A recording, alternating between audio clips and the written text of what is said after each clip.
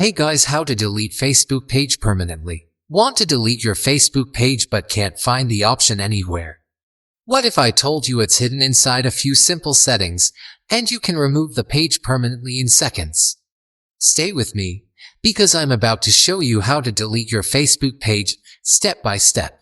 Now first of all, open Facebook and go to your page and click the top 3 lines and scroll down, click the settings and privacy.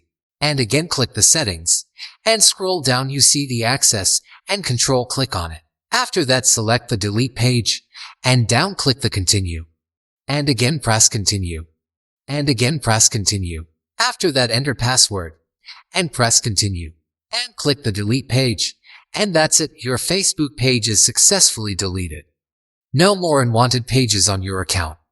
If this video helped you, don't forget to like, subscribe, and turn on the bell for more easy Facebook and tech tutorials. See you in the next video. Stay smart and organized.